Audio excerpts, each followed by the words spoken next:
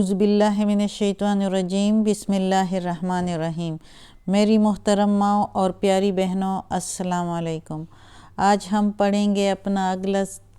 سبق جو کہ ہے آیت نمبر 165 اور 265 اور 266 جو اگلے پیج پر ہیں انشاءاللہ۔ تو شروع کریں گے انشاءاللہ، لیکن اس سے پہلے میں آپ کو بتاؤں کہ بیل کو کلک کریں تاکہ آپ کو اگلی ویڈیو آسانی سے ملے۔ تو اب شروع کرتے ہیں۔ اعوذ باللہ من الشیطان الرجیم، بسم اللہ الرحمن الرحیم۔ وَمَثَلُ الَّذِينَ اور مثل مثال الَّذِينَ جو يُنْفِقُونَ وہ خرچ کرتے ہیں، اموالہم اموال مال، ہم ان کے، ہم ابتغاء اپنے مال تلاش کرنے کے لیے، مرضات اللہ اللہ کی رضا کے لیے، اور مثال ان لوگوں کی جو خرچ کرتے ہیں اپنے مال تلاش میں اللہ کی رضا کے لیے، اللہ کی رضا کے لیے یا اللہ کی رضا حاصل کرنے کے لیے، وَتَثْبِيتًا مِّن اور ثابت کر کے، من سے، انفسہم اپنے دلوں کو، اور یعنی اپنے دلوں کو مطمئن کرنے کے لیے، خوش کرنے کے لیے کہ اللہ ہم سے رضا ہوگا، تو وہ اپنے مال خرچ کرتے ہیں۔ کمثل جیسے کہ مثال ہے، یعنی ان کی مثال ایسی ہے جیسے جنتن ایک باغ ہے، بربوتن ایک اونچی جگہ پر، بلند جگہ پر، اصوابہا پہنچے اس پر، بربوتن اونچی جگہ، اصوابہ پہنچے، ہا اس پر، وابلن زور کی بارش، فآتت پھر آئے یا پھر لائے یا پھر آئے، اکلہا اکلا میوہ، ہا اس میں، ضعفین دگنا۔ اس کی مثال ایسے ہے جیسے کہ ایک باغ ہے بلندی پر، اس پر آئے زور کی بارش، پھر آئے میوہ اس میں دگنا۔ فَإِن پھر یہ کہ لم نہیں، یصیب کا مطلب ہے پہنچے، ہا اس پر، وابلن زور کی بارش، پھر یہ کہ نہ پہنچے اس پر زور کی بارش، فتول تو پھوار ہی کافی ہے، فتول تو پھوار یعنی ہلکی سی بارش بھی اس کے لیے کافی ہے۔ واللہ اور اللہ، بما ساتھ جو، تعملون تم عمل کرتے ہو، بصیر دیکھتا ہے۔ اب اس آیت میں اللہ تعالیٰ فرما رہا ہے کہ جو لوگ میری رضا کے لیے خرچ کرتے ہیں اپنے مال، اور وہ اپنے دلوں کو مطمئن کرتے ہیں، اپنے دلوں کو ثابت کر کے میرے رضا کو چاہتے ہیں، تو ان کی مثال ایسے ہے جیسے کہ بلندی پر ایک باغ ہو، اور اس پر زور کی بارش آئے، اور اس میں اس بارش کی وجہ سے اس سے دگنا میوہ اس میں نکل آئے۔ تو اللہ تعالیٰ کہتا ہے کہ اگر زور کی بارش نہ بھی ہو، صرف پھوار بھی کافی ہے، اور اللہ دیکھتا ہے۔ اب ادھر زور کی بارش اور پھوار سے کیا مطلب ہے؟ زور کی بارش یعنی اس نے زیادہ خرچ کیا، فتول پھوار سے مطلب کہ اگر کم بھی خرچ کیا، اللہ جانتا ہے جو تم کچھ کرتے ہو، تم کس نیت سے کرتے ہو، زیادہ چاہے خرچ کرتے ہو، کم چاہے خرچ کرتے ہو۔ اللہ کی رضا کے لیے ہوتا ہے نیت اور دل کی بات کہ تم اللہ کی رضا کے لیے کیسے خرچ کرتے ہو۔ اس جگہ پر مجھے ایک قصہ یاد آتا ہے صحابہ کرام رضی اللہ عنہ کا، جب ایک جنگ تھی، جنگ تبوک میں محمد صلی اللہ علیہ وآلہ وسلم نے سارے صحابہ کرام کو فرمایا کہ جس کے پاس جتنا کچھ بس ہے ان کا تو وہ لے آئے جنگ کے لیے، کہ جنگ کے لیے جائیں گے تو ادھر ہمارے پاس کچھ ہو سامان، اس وقت اتنا نہیں ہوتا تھا ان کے پاس۔ تو سارے لوگ صحابہ کرام سامان لے آئے، حضرت ابوبکر صدیق رضی اللہ عنہ اپنے گھر کا سارا سامان لے آئے، حضرت عمر رضی اللہ عنہ اپنے گھر کا آدھا سامان لے آئے، حضرت عثمان رضی اللہ عنہ 100 اونٹوں پر لاد کر جو ہے سامان لے آئے، 100 اونٹوں سمیت۔ اسی طرح سارے صحابہ کرام نے چیزیں لے آئے۔ ایک صحابہ تھا، وہ بہت ہی غریب تھا، اس کے پاس کچھ بھی نہیں تھا، وہ کہتا تھا کہ میں کچھ اللہ کی راہ میں دے دوں۔ تو اس نے کیا کیا کہ جا کے مزدوری کے لیے بازار میں بہت کوشش کی کہ مجھے مزدوری مل جائے، اسے مزدوری نہیں مل رہی تھی۔ ایک باغ والا تھا جو کہ بہت بخیل سا تھا، اس کے پاس گیا، وہ بھی اسے کام نہیں دے رہا تھا، لیکن پھر اس نے کہا کہ میں تمہیں اس طرح کام دیتا ہوں۔ اتنا مشکل کام دیا، یعنی صبح سے اس کو لگایا اور اس طرح لگایا کہ دور سے کہیں سے پانی بھر کے لایا کرتا تھا اور اس کے باغ میں ڈالا کرتا تھا، اور اس ایک دفعہ دور سے پانی لانے کے لیے یعنی 2 بالٹیاں جس طرح وہ کندھے پر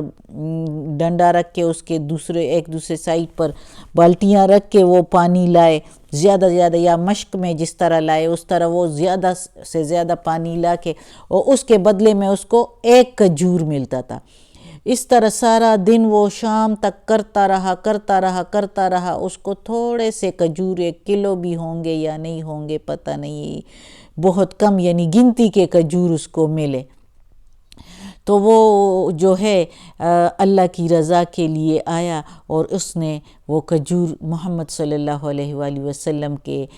خدمت میں پیش کیے اس غزوہ تبوک میں۔ تو جب اس نے وہ پیش کیے تو منافقین جو ادھر بیٹھے تھے تو وہ دل ہی دل میں ہنسے کہ اس کے یہ کھجور سے کیا ہوگا جو یہ لے کر آیا۔ تو اس کے بارے میں پھر آیت بھی آئی ہے، ہم پڑھیں گے انشاءاللہ کہیں پر قرآن مجید میں، انشاءاللہ آئے گا، ابھی اسی سورہ بقرہ میں ہے میرے خیال میں۔ تو وہ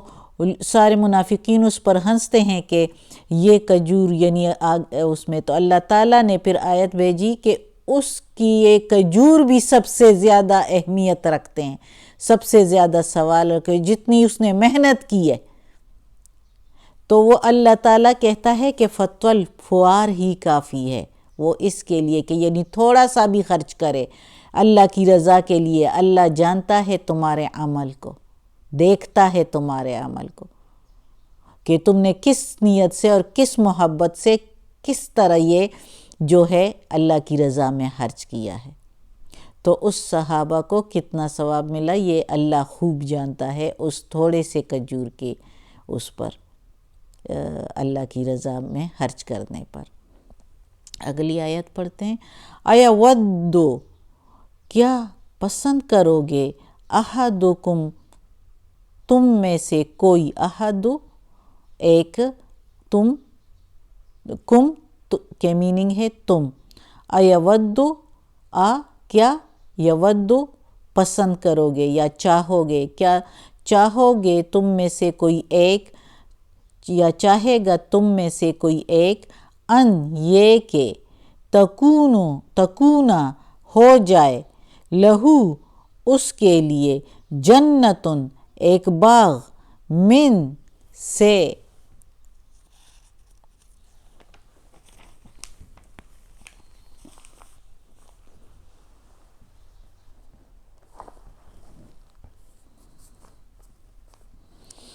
تم میں سے کوئی چاہے گا کہ اس کے لیے ہو ایک باغ، باغوں میں سے، نخیل یعنی اس میں کھجور ہو، وعناب اور انگور ہو، تجری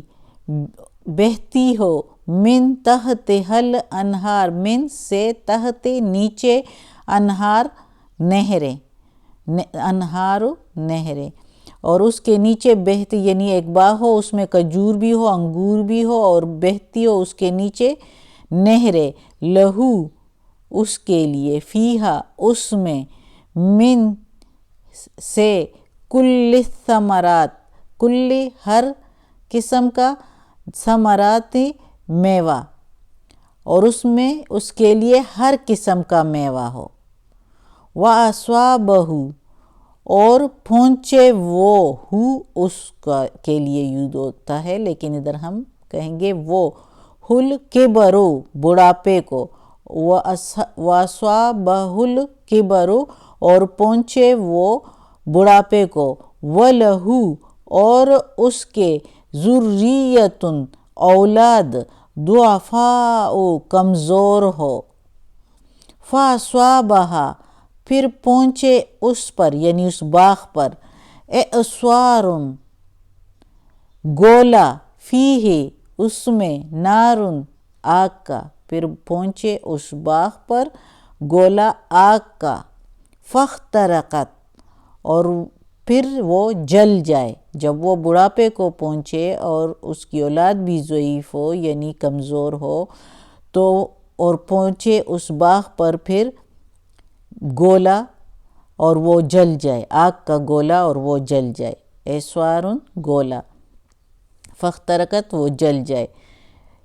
کذالک اسی طرح، یبین اللہ بیان کرتا ہے اللہ، یبین بیان کرتا ہے اللہ، اللہ، یبین کا میننگ یہ بھی ہے کھول کر بیان کرنا، واضح ظاہر بیان کرنا، لکم الآیات تمہارے لیے نشانیاں یا آیتیں، لعلکم تاکہ تم، تتفکرون تم غور کرو۔ اب اس آیت میں اللہ تعالیٰ کہتا ہے کہ تم میں سے کوئی چاہے گا کہ اس کا ایک باغ ہو جس میں کھجور بھی ہو انگور بھی ہو، اس میں نہریں بھی ہو، پہلے تو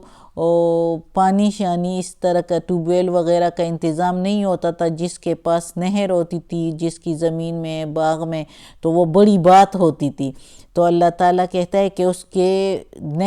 ابھی بھی جس کے باغوں میں نہر ہو تو بڑی بات سمجھی جاتی ہے،